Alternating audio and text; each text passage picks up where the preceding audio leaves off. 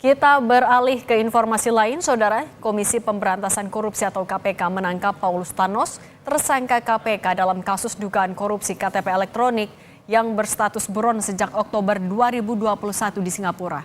Saat ini KPK tengah berkoordinasi untuk melakukan pemulangan kembali Paulus Thanos ke Indonesia. Ketua KPK Setio Budianto belum memberi penjelasan secara rinci mengenai penangkapan Paulus Thanos di Singapura. Ia meminta dukungan publik untuk kelancaran proses ekstradisi atau pemulangan Paulus Thanos kembali ke Indonesia setelah berkoordinasi dengan pihak otoritas di Singapura selesai dilakukan. Paulus Thanos ditetapkan jadi tersangka oleh KPK pada 13 Agustus 2019. Namun 19 Oktober 2019 ia menghilang dan namanya masuk dalam daftar pencarian orang oleh KPK. Paulus Thanos jadi tersangka kasus dugaan korupsi proyek IKTP yang merugikan negara ratusan miliar rupiah. Singapura itu rumah tinggal atau bandara atau gimana, Pak? Belum terverifikasi secara spesifik. Akan berkoordinasi dengan siapa aja nanti KPK untuk memulangkan? Ya, pastinya dengan pihak-pihak yang terkait semuanya ya. Mudah-mudahan semuanya lancar. Kita tunggu saja nanti informasi lebih lanjut. Ada target nggak Pak kapan? Kapan dipulangkan? Ya, Kapan akan tunggu saja Pak? semuanya ya. Menteri Hukum Supratman Andi Aktas menyatakan proses ekstradisi atau pemulangan buronan kasus korupsi pengadaan kartu tanda penduduk Paulus Thanos dari Singapura dapat berlangsung 1 hingga 2 hari. Bisa pengadilan di Singapura menyatakan dokumen yang diajukan ke pihak Indonesia sudah lengkap, maka ekstradisi Paulus Thanos akan segera diproses. Semua bisa sehari, bisa 2 hari, tergantung kelengkapan dokumennya. Karena kan itu permohonan harus diajukan ke pihak pengadilan di Singapura.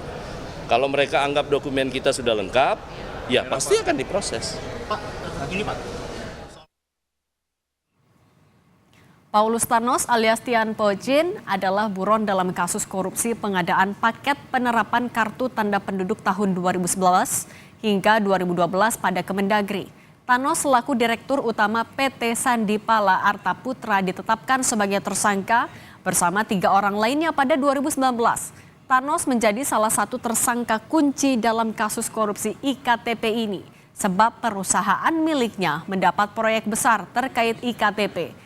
PT Sandipala Arta Putra sendiri diduga mendapat pekerjaan sekitar 44% dari total keseluruhan proyek IKTP senilai 5,9 triliun rupiah.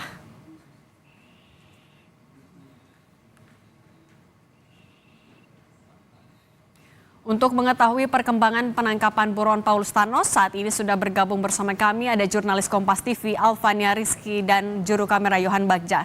Alva, selamat petang. Jadi bagaimana perkembangan pemulangan buron kasus korupsi IKTP ini, Paulus Thanos?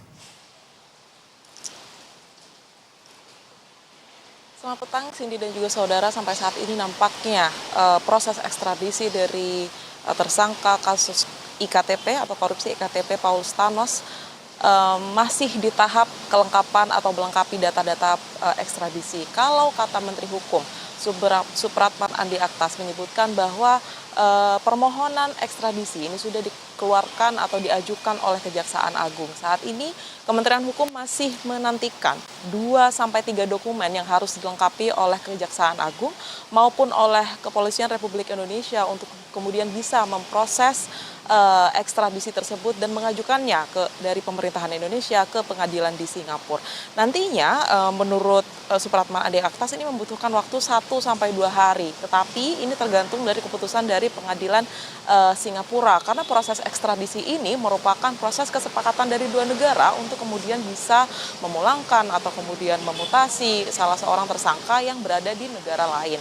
Nah, hal ini juga dijelaskan lebih lanjut oleh juru bicara KPK Tessa Mahardika yang menyebutkan memang prosesnya saat ini masih dalam melengkapi dokumen di Kementerian Hukum dan hal tersebut tadi disampaikan oleh Tessa di kantor Komisi Pemberantasan Korupsi. Berikut pernyataan lebih lengkapnya. Benar ada proses ekstradisi untuk DPO tersangka perkara IKTP inisial PT. KPK saat ini bekerja sama dengan Kementerian Hukum, Kejaksaan, dan Polri untuk memenuhi syarat-syarat ekstradisi tersebut. Kita berharap syarat-syarat tersebut dalam waktu dekat dapat segera dipenuhi dan tersangka PT dapat dimintakan pertanggungjawabannya di perkara IKTP.